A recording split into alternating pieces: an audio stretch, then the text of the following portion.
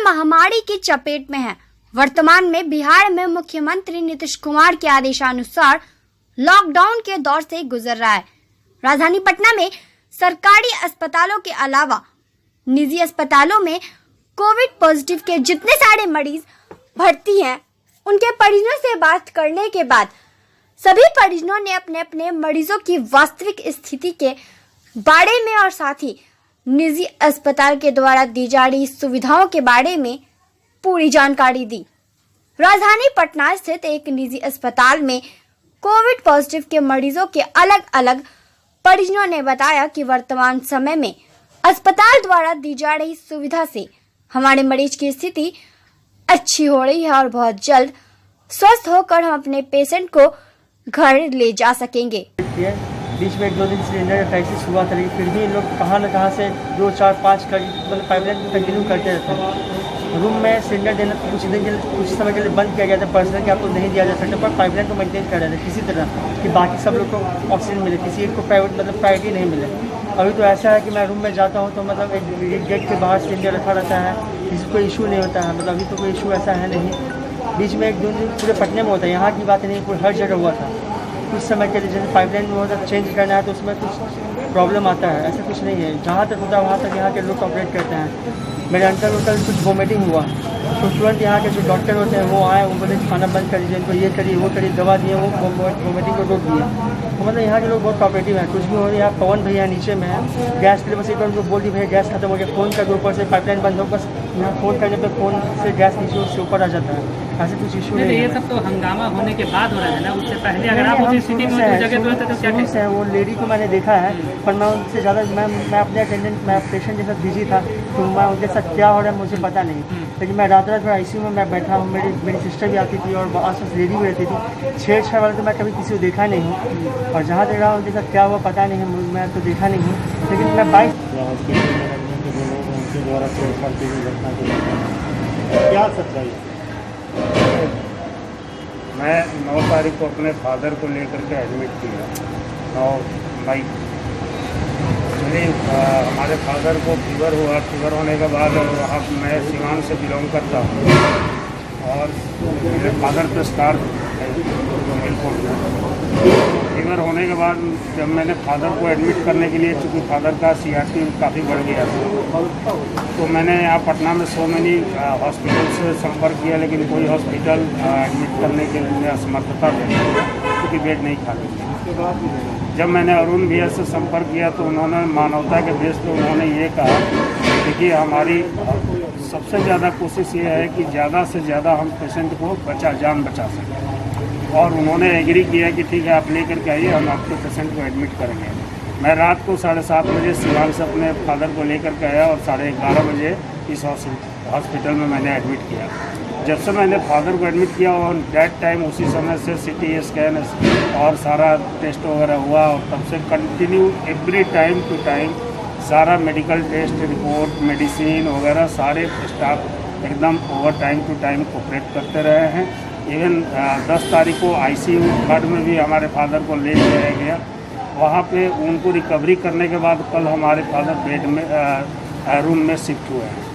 तो हमको कहीं भी 8 तारीख से 9 तारीख से हम हैं, और 9 तारीख से हम कभी भी कोई भी स्टाफ में कोई लैकिंग नहीं है, गुड बिहेवियर है, बेस्ट हॉस्पिटलिटी है।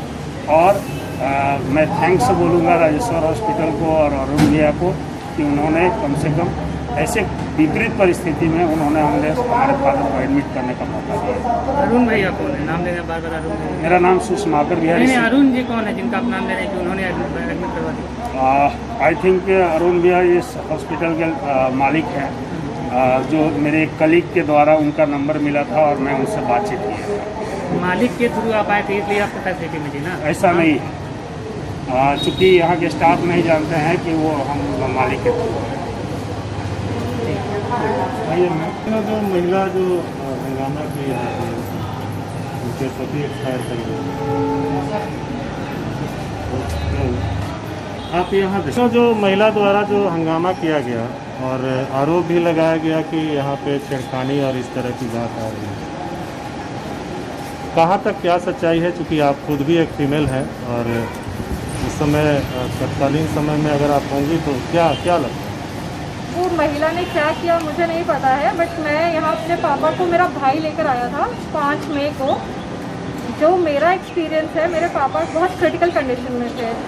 इनफैक्ट हम लोग ऑनलाइन कंसल्ट कर रहे थे डॉक्टर्स के साथ, तो बहुत मेरे दोस्तों ने बोल दिया था कि बचना मुश्किल है, क्योंकि मेरे पापा का अनकंट्रोल डायबिटीज़ निकल गया था और उन्होंने लॉकडाउन में ये डेवलप कर लिया था, जो उनके टेस्ट नहीं हुए थे और हमें पता नहीं चला था। तो उनका शुगर लेवल 400 तक छूटा था। बाकी सब डॉक्टर्स ने बोल दिया था कुछ हो नहीं सकता और कंसोल करना शुरू कर दिया था मुझे। एंड मैं यहाँ थी नहीं इंडिया में, मैं यूएस में थी। मैं 8 तारीख को निकली यूएस से, बिकॉज मेरा भाई आजकल तो कोरोना जोन में हॉस्पिटल भी मिल नहीं रहा है, तो मेरा भाई ढूंढता ढूंढता राजेश्वर पहुँचा। यहाँ पर मेरे पापा को आईसीयू बेड की ज़रूरत थी, कहीं भी कॉमन बेड भी नहीं मिल रहा था। राजेश्वर ने हमें आईसीयू बेड दिया एंड लकीली सारे डॉक्टर्स लग गए। उनके रिपोर्ट हमने इमीडिएटली दिखाए कि अभी के अभी हमें एक्शन लेना होगा, बिकॉज सब लोग बोल रहे थे इंसुलिन चाहिए होगा, शुगर को पहले कंट्रोल करना होगा, फिर स्टेरॉइड पड़ेगा, क्योंकि स्टेरॉइड पड़ने के बाद शुगर और बढ़ता है और कोरोना और फैल जाएगा। तो हमें बहुत डर लग रहा था, पैनिक मोड में हम पहुँचे थे यहाँ पर लिटरली इतना हेल्प मिला है यहाँ पर, इतना ज़्यादा हेल्प मिला है, क्योंकि हम लोग भी पैनिक थे, पेशेंट भी पैनिक था। और पेशेंट जब आईसीयू में जाता है उसका मेंटल कंडीशन तो आप लोग समझ ही सकते हो क्या होता है, साथ ही साथ रिलेटिव्स का भी। तो स्टाफ ने इतना हेल्प करा है हमारा। बीइंग अ फीमेल, मैं यहाँ रात भर रुकती हूँ अपने पापा के साथ आईसीयू में। अब आईसीयू में जाकर पूछ लेना स्टाफ से, मैं रात भर रुकती हूँ और किसी ने कोई मेरे साथ छेड़खानी नहीं की। इनफैक्ट मुझे हेल्प ही किया है, मैं ही दौड़ के पूछ लेती हूँ कि भैया आप इसका देख लो, मॉनिटर करो, SpO2 ठीक है ना। तो वो लोग रात रात भर उठ के मॉनिटर करते हैं। और ऑक्सीजन की तो बिल्कुल, मतलब मेरे पापा को बेसिकली अभी रिकवर कर गया है, उनका शुगर कंट्रोल में आ गया है, कोरोना से नेगेटिव हो चुके हैं। हमने एंटीजन टेस्ट करा दिया था कल, आज उनका RT-PCR आने वाला है और हम बहुत जल्दी, बस बेसिकली उनको आईसीयू में इसलिए रखा गया क्योंकि उनका SpO2 मॉनिटर करना है, वो ठीक होना चाहिए। और 2-3 दिन में डॉक्टर ने बोला है हमें शिफ्ट करने। तो मैं रात रात भर रहती हूँ, अकेले रहती हूँ अपने पापा के साथ, क्योंकि मम्मी भी मेरी कोविड पॉजिटिव है थी, अब नेगेटिव हो गई हैं। तो भैया कभी उनको देखता है, कभी दोनों जगह हमारा अटेंशन चाहिए होता है। तो इसीलिए अपने परिचय बताइए, नाम कहाँ है? मेरा नाम तनुषा है और मैं बेली रोड की रहने वाली हूँ। मेरे पापा मम्मी का घर बेली रोड पर है और मैं बेसिकली अमेरिका में जॉब करती हूँ। अस्पताल प्रशासन से जो हम लोग को उम्मीद था, उससे हम लोग को मदद मिल रहा है। जो सपोर्ट चाहिए ऑक्सीजन का या जिस तरह का भी, यहाँ डॉक्टर अच्छे हैं। डॉक्टर राजीव के इलाज में हमारे भाई हैं, हम लोगों को तो कोई शिकायत नहीं है। उस दिन जो घटना घटी है, उस दिन हम थे यहाँ संयोग से। उस दिन बहुत ज़्यादा ही पैनिक की, इतना हल्ला गुदाल, तो अपनी वाहन तक तो चप्पल से मारने लगी कि तुम आई हो, इसी वजह से हमारा हस्बैंड मर गया। अपने हस्बैंड को हम सेकंड आईसीयू में